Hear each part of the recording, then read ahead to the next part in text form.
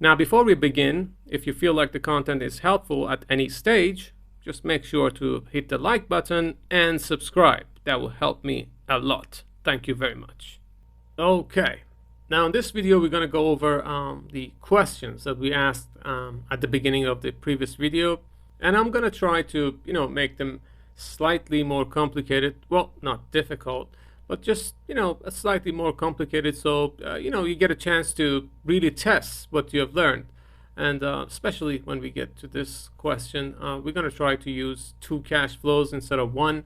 And soon you will see that although we are asking different questions, but at least in most cases, we're going to use the same solution.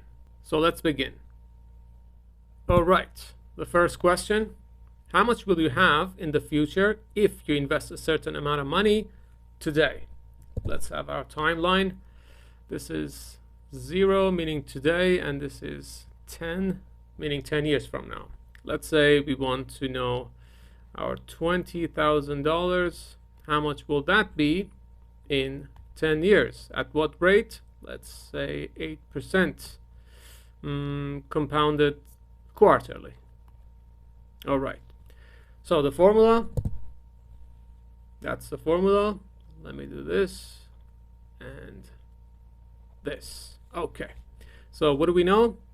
We know our present value, $20,000, and we know our R, 8% quarterly compounding, and we know our N, which is 10 years, and M, quarterly compounding, that's 4.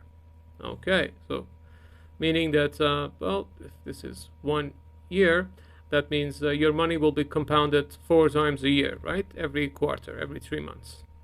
So to find out the future value, $20,000 multiplied by 1 plus 0.8 to the power of 10 multiplied by 4 divided by 4. Now we put that in the calculator, we're going to get 44,160 and 79 cents. Okay, so I put in $20,000 after 10 years, 8% compounded quarterly. I'm going to end up with $44,160. Okay. Now, let's say for some reason you're going to need $50,000 in 10 years. You need to pay up $50,000, or you need it for something. So you're going to need in 10 years $50,000. And the question is, how much do you need to invest today in order to have that amount in 10 years, that $50,000? Well, we know that $20,000 is not going to cut it, right? Because with $20,000 invested at 8% compounded quarterly, we're going to get $44,160. So how much do I need to invest at this rate in order to have that much in 10 years? Here is the question. How much do you need to invest now to get a certain amount in the future? Okay, we would like to have in 10 years $50,000 and 0. How much do I need to invest? Okay, the formula for present value. So we want to find the present value, right? So we are discounting. The formula is PV equals future value 1 plus R. Okay, let me do this and this. Okay, what do we know? This time we know the future value, which is $50,000. We know what R is, assuming the same rate, 8% compounded quarterly. We know N, again 10 years. M, quarterly compounding, so that's 4. Okay, use the formula. $50,000 divided by 1 plus 0.8 power of 10, 4 multiplied by 4. Okay, now once we put that in the calculator, how much are we going to get? 22,644. Okay, so in order to have $50,000 in 10 years, I need to invest $22,644 at 8% compounded quarterly in order to get that amount in 10 years. So as you can see, as we suspected, it is more than that $20,000. $20,000 can get us to $44,160. $22,644 will get us to $50,000. Now, before we move on to the other questions, maybe it's not a bad place to mention this. We are saying that, okay, $20,000, 8% quarterly compounding, then, whatever the future value of that is. The only way that you can be certain that you will get whatever amount is in the future is that the rate that you're getting is a risk-free rate. Otherwise, we're just estimating. And there is nothing wrong with that, so long as you're aware of that. So if you want to be certain of the future value that you're getting, is the only way is that, let's say you're depositing your money at a bank, or you're buying, government bonds. So something that carries no risk. Obviously, in that scenario, you're going to get the lowest rate possible because they're risk-free. That's the reason for it, right? So you want to have a higher return, then you got to carry some risk. But I don't want to get into the whole topic of risk, because once we introduce risk, then you're going to need probability. So it's going to become complicated. For now, the important thing is that you know how to use the formula in terms of finding the future value of something, even though it's going to be a rough estimate. In most cases, rough estimate is better than no estimate. Or in terms of finding the how much do you need to invest today in order to be able to get to a certain amount in the future. Let's move on. All right, let's talk about the next question. How much would you pay for an investment today that is going to pay a certain amount in the future? And this kind of questions will become very important later on, especially when we want to talk about concepts like, NPV, net present value, and also, anything when we want to talk about valuation in general. So understanding the logic of it is very important. Okay, let's say that you're offered an investment opportunity. And this is timeline 0. And the investment is supposed to generate, is estimated to generate after 3 years, let's say $5,000, and after 5 years, $7,000. All right. So that's the cash flows that the investment is supposed to generate, is estimated to generate. Now the question is that you want to buy an investment that is going to pay $5,000 in 3 years, $7,000 in 5 years. How much would you pay for this investment today? And the temptation might be that you add these two cash flows up and you say, okay, $5,000, $7,000, $12,000. So it has to be worth at least $12,000. Which is wrong, because we're talking about today's dollar, and we know that today's dollar is worth more than future dollars, right? So obviously, whatever it is, it has to be something less than $12,000. Now, the way we go about solving this kind of problem is that we are supposed to discount the cash flows to the present time and then add them up. So we have to discount the $5,000 to the present time, and the same thing with the $7,000 that is happening in 5 years. We got to bring both of them to the present time and then add them up. Whatever we get, that is going to be how much the business is worth today. But now the question is, what kind of rate do we use to discount this cash flows to the present time? And finding the actual rate, it's kind of difficult because every business carries some level of risk, and in order to identify that risk and come up with a number that justifies that risk, it's kind of complicated, and again it requires probability and some other tools that we need to use. So for the sake of simplicity, let's assume that in order for you to invest in this business, you have to withdraw some money from your savings account. And let's say, again, for the sake of simplicity, let's say the return that you're getting on your savings account, you're currently getting, let's say, 10% semi-annual rate on your money. So if that's the rate that you're getting on your money, in order for you to invest in this business, you have to withdraw some cash from this savings account and invest it into the business. Meaning you're going to forego this rate because you're going to withdraw the cash and put it into the other business, right? So in other words, that's the opportunity cost of your money. And again, the risk of savings accounts in a bank and a business investment are totally different. They're not in the same category. But again, we just want to understand how the formula works and how the mechanics of it is. So we're simplifying it. Okay, now that we know what the rate is, so all we have to do is to discount cash flows to the present time, right? So let's start with the first cash flow number 1. The present value of that equals $5,000 divided by 1 plus R. Our R is 10%. We are discounting it 3 years, so to the power of 3, but semi-annual rate, so it has to be divided by 2, and this has to be multiplied by 2.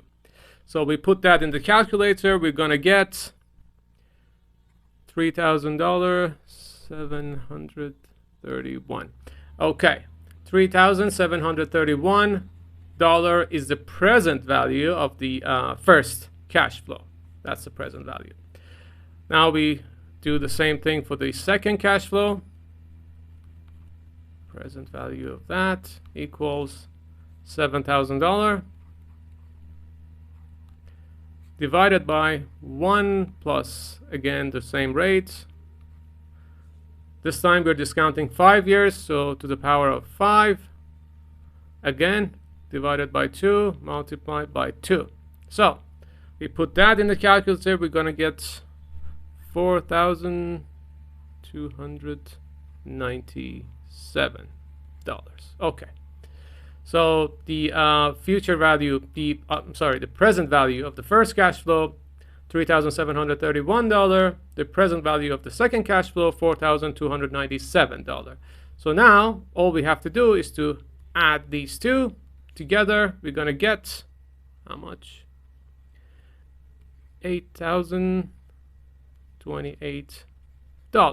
Okay, so that's the present value. That's how much this business with this sort of cash flow is worth today.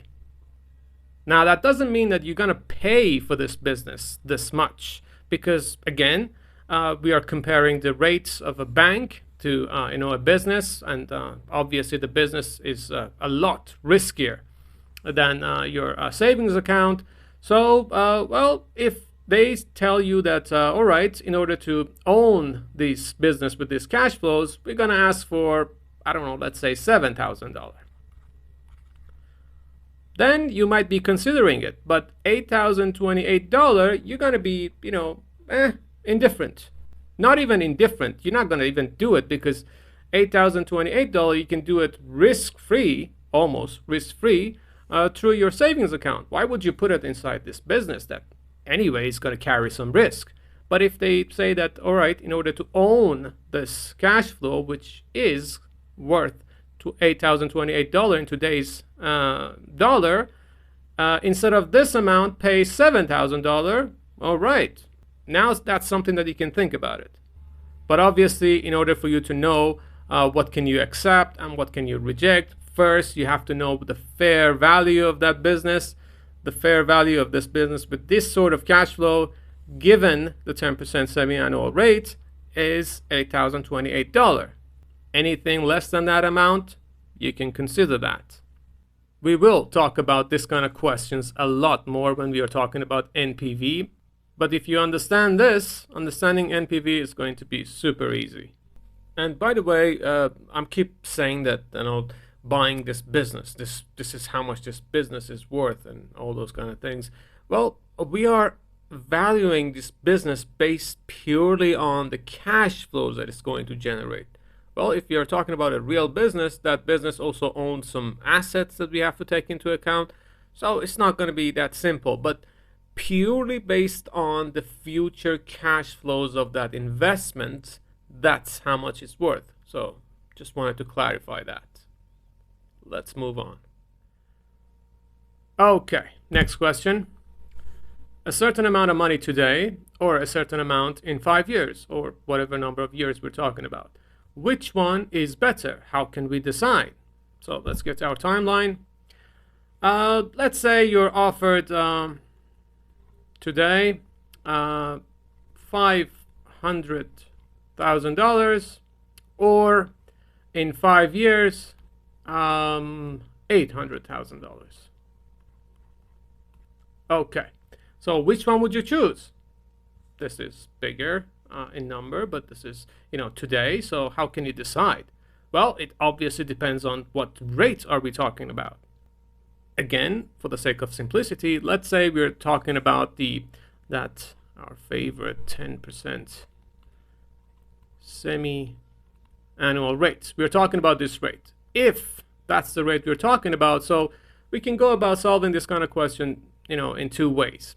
We can either take this cash flow forward to 5 years from now and then see how much we will get with that 10% rate and then compare it to that 800,000, or we can take this $800,000 and then discount it to the present value and then compare it with that $500,000, see which one is more. Now, conventionally, with this kind of questions, you are supposed to, discount whatever the future value is to the present value, because, that's the present value, so it's easier to compare it that way. So let's do that.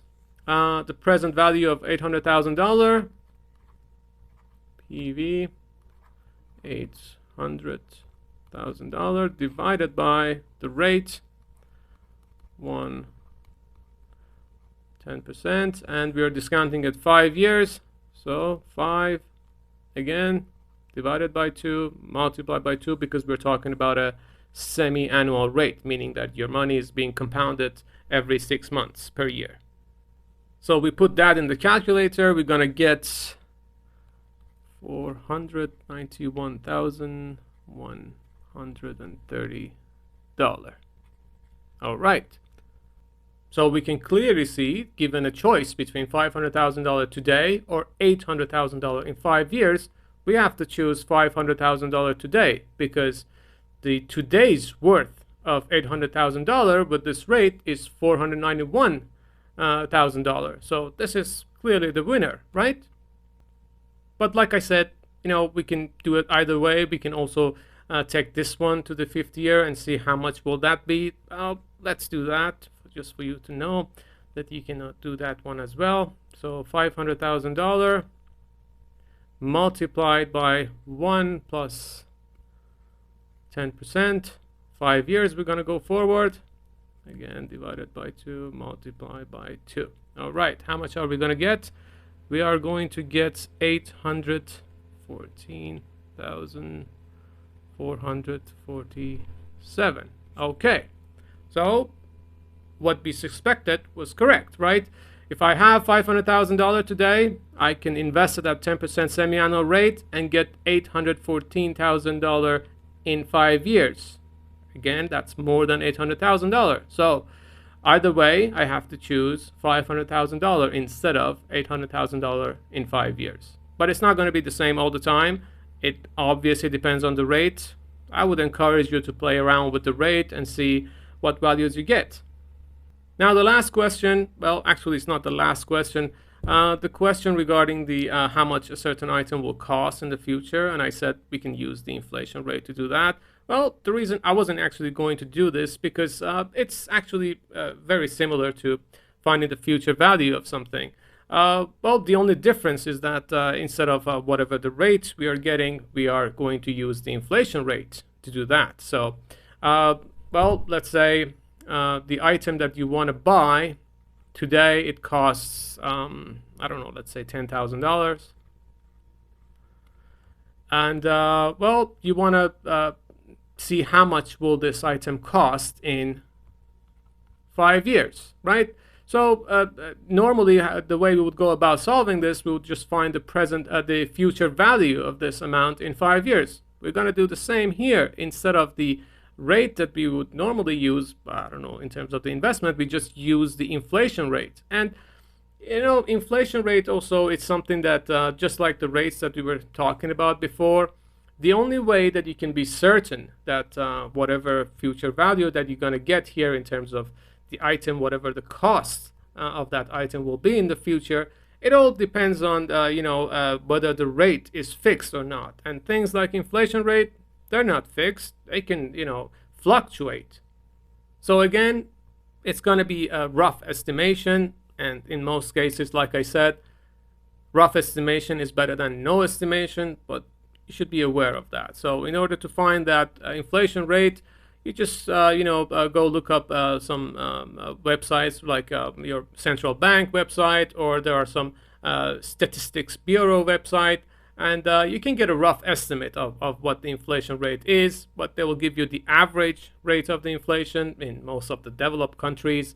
It's about 2 to 5%. In some third world countries, it could be 20%, 30%. Well, that depends. But if you're looking for a specific item, then the other thing that you can do is to just look at the history of that item for the past 10 years or 20 years, see how much on average it has changed per year, and use that rate to determine how much it will cost in 5 years or 10 years or whatever time you're considering. All right, there you go. I hope it was useful. If it was, don't forget to subscribe. And in the next video, we're going to talk about net present value.